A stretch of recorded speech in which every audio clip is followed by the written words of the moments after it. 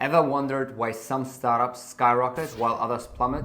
What if the secret ingredient was not about picking the right marketing channel, but it was real product market fit? How long does it take to find product market fit though? Looking at the 20 of the most successful B2B SaaS companies, we can see huge variations between different companies. Gusto and Ramp finding PMF in less than 1 year, while for Figma, Airtable, Slack, it took more than 4 years to find product market fit. That includes also you launching something first and then pivoting, like in the case of Slack. The median time from idea to feeling product market fit was roughly 2 years. While most companies got some sort of alpha product out in 3 months from launch, it's usually at least 1 year of iterations before you can call product something people want and can use. In this episode, we explored 10 actionable steps you can take to reach product market fit for your SaaS business. Whether you're bootstrapping and trying to get to PMF or you are going to VC money, understanding the stepping stones to achieve PMF is key. Intro.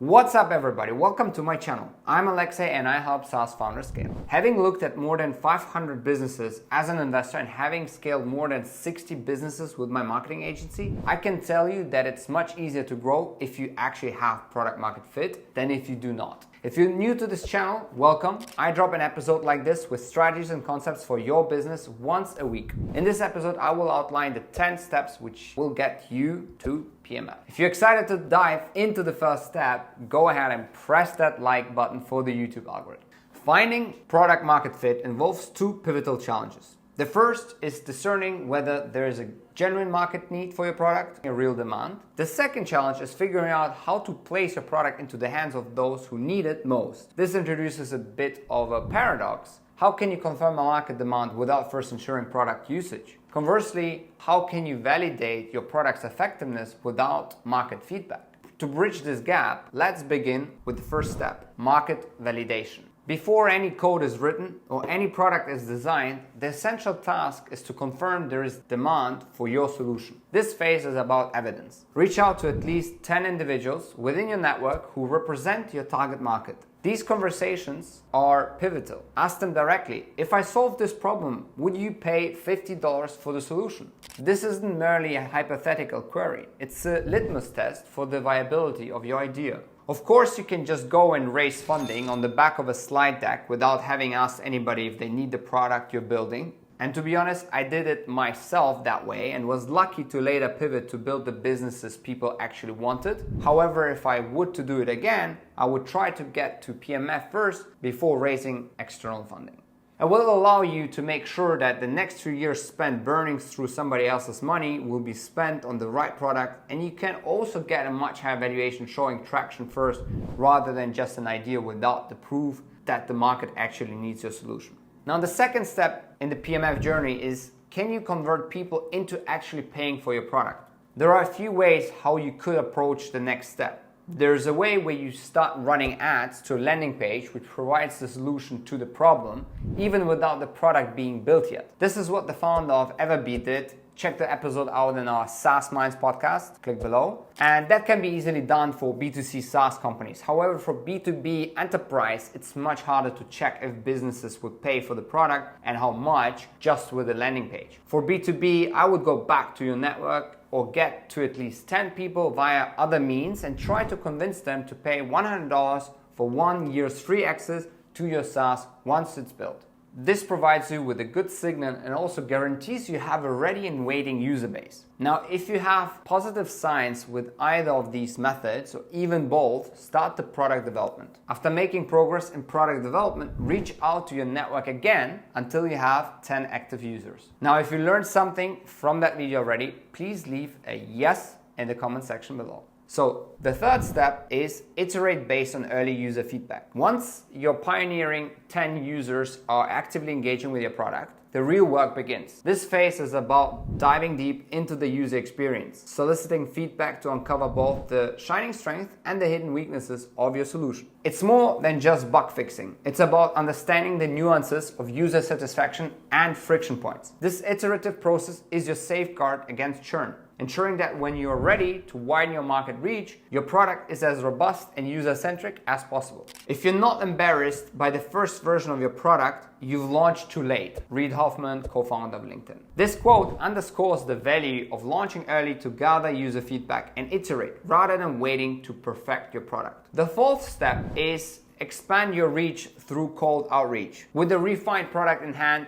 thanks to the invaluable insights from your first users, it's time to cast the net wider. You've proven your concept within your network with 10 beta users. Challenge it against the broader market. Identify another 100 potential users, this time stepping outside your immediate circle. Cold outreach might seem daunting, but it's a powerful tool to gauge interest and understand the market price sensitivity for your product. A prime example of just how effective cold outreach can be is ZenMate. On our SaaS Minds podcast, the founder, click the link below, told us how their first 100 customers came from him cold calling Mate services and running them through questions about the software he built and offering them to try it out. Now on position number 5, utilize Google Ads for market testing. Google Ads allow you to not only broadcast your product, but also to meticulously analyze its market appeal through the lens of cost per acquisition. This step is crucial to understand how effectively you're reaching your audience and at what cost. But let's take it a step further. Use this opportunity to directly engage interested individuals. The customers acquired and the data you're getting from Google Ads will deepen your understanding of market demographics and segments, providing a richer context for other marketing strategies down the line. On that note, we worked with more than 60 category-leading businesses. Many of them we took on where they just started developing the product. We can identify what type of ad strategy you should be driving and how to optimize your initial customer acquisition costs through paid traffic. Just book a call in the link below. Now, step number 6, refine your targeting with LinkedIn ads. With the valuable data from Google Ads and insights from your cold outreach, LinkedIn ads become your next strategic playground. This platform's strength lies in its ability to target specific demographics with precision. Think company size, job functions, skills, location, and industry. Here's where you can get creative, develop lead magnets, and run paid ads to them as well. Equally, you can get also to run ads to a webinar landing page and aim to convert the attendees of the webinar into book calls. While it's a bit of a longer process, it does provide more value to the customer, and so in addition of building a bigger top funnel, you improve the success rate in closing them too. On step number 7, collect testimonials and foster referrals. Testimonials are invaluable in building trust and credibility for your product. Actively seek out feedback from your initial clients and any new ones, aiming to gather at least 10 compelling testimonials. These testimonials strengthen your product's credibility and act as a social proof, significantly bridging the gap between your MVP and achieving product market fit. Moreover, encourage satisfied customers to refer your product to others. Implementing a referral program can incentivize this behavior, turning your satisfied customers into advocates for your brand. This not only helps in acquiring new customers, but also reinforces the value and effectiveness of your solution in solving real problems. Now, as a bonus point for companies operating within the product-led growth model, or targeting the SMB SaaS market, pushing for referrals is a strategic move. If you manage to acquire 10 new customers through referrals, it's a strong signal that your product has achieved product market fit and is ready for scaling. Now, after following the first 6 steps, and even better after having some case studies and covering step 7 as well, you have a foundation of initial users and strategies to get more customers via paid marketing. If you pay enough, people will come. Equally, they might come but not stay. So while you continue to improve the product and post-acquisition processes to reduce your churn, it's time to invest into content marketing. Optimize your customer acquisition costs. PMF is not just about having clients use your product and having clients buy your product, but it's about having clients buy your product for ideally 3 times less than the long-term value you get from them, the LTV. So it should cost you at least 3 times less to acquire them what you will get paid by the client during the time the client stays with you. This is where the rule of 3 times LTV CAC ratio comes from. In good SaaS companies, the ratio of LTV to CAC is much bigger than 3x. There are several approaches to calculate LTV, but let's take a basic approach of taking your gross profit adjusted for churn over the lifetime of your client, and let's assume it's $3,000. Now let's assume it costs you $1,000 to acquire a customer via Google Ads or LinkedIn Ads. Congrats, you hit the 3 times LTV CAC ratio. This strategy can work well until a better funded competitor might come in and your CAC goes through the roof because they're bidding on the same AdWords. This is where you want to have your organic ranking sorted too. Some people might consider it product channel fit rather than product market fit. But for me, true product market fit is achieved when you also have product channel fit.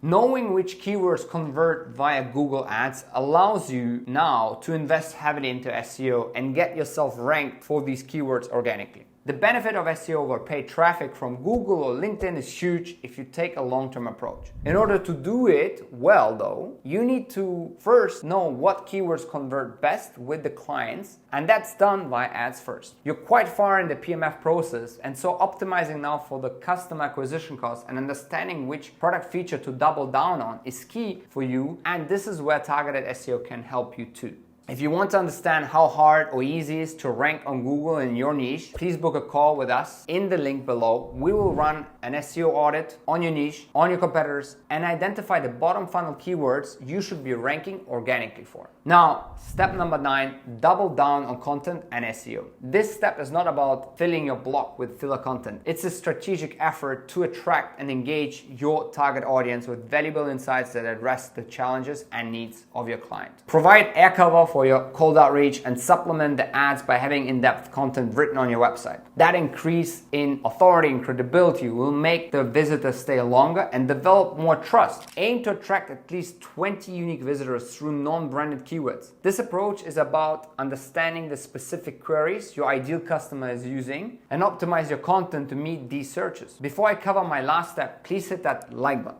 So, drum roll, last but not least, on position 10, build on your domain authority. You have some loyal customers, you have some paid channels working, and you rank for certain bottom funnel keywords. Now you can start writing more top funnel content and even create pages which compare you versus your competitors or other solutions in the market. You can do it in an objective way where you do side-by-side comparisons. This approach will help you convert a lot of the businesses out there who might know of your competitor's brand and solution, but not your one yet. The fact that your site might rank higher than your competitor's page for their own brand and their own product names will allow you to look more established and benefit from the existing search volume behind your competitors, which might be more established than you and therefore have more branded search volume out there. Now, final pro tip, add backlinks to your best converting pages to make them rank even higher. Do not focus only on your homepage or blog pages, but instead identify the best pages and features and product and make these rank high. NUOPTIMA is one of the leading SEO and PPC agencies out there. We work with companies backed by YC, Sequoia, Carlyle, Lightspeed Ventures, Norzone, and many other top investors. If you want us to help figure out your client acquisition strategy and test whether you have product market fit, book a free call in the link below. In the vast universe of B2B SaaS, reaching product market fit feels like finding a North Star. Essential for navigation, but not the end of the journey. As the market landscape shifts and customer needs evolve, your product must adapt and improve continuously. Achieving PMF is a significant milestone, yet the true challenge lies in sustaining it. This endeavor requires persistence, a commitment to continuous learning, and staying deeply connected with your customers. So to recap the 10 points we've just covered: market validation, can you convert people into actually paying for your product? Iterate based on early user feedback, expand your reach through cold outreach, utilize Google Ads for market testing, refine your targeting with LinkedIn ads, collect testimonials and foster referrals, optimize your customer acquisition costs, double down on content and SEO, and finally build on your domain authority. Feeling more knowledgeable about how to achieve product market fit? Book a call with us to understand how your customer acquisition costs compare to your competition. Let's understand whether you have true product market fit or whether you can improve your position. I drop an episode like this with strategies and concepts for your business once a week. Please hit that subscribe button and that bell icon so you'll get notified every single time I release an episode. If you have a fellow founder, if you have a team member, if you're part of a Slack group, Telegram, or WhatsApp group with other founders that could get value from this video, please share this video with them. I want to help as many founders as possible to scale their businesses. Thank you for joining me on this journey. I'm Alexej, and I will see you in the next episode.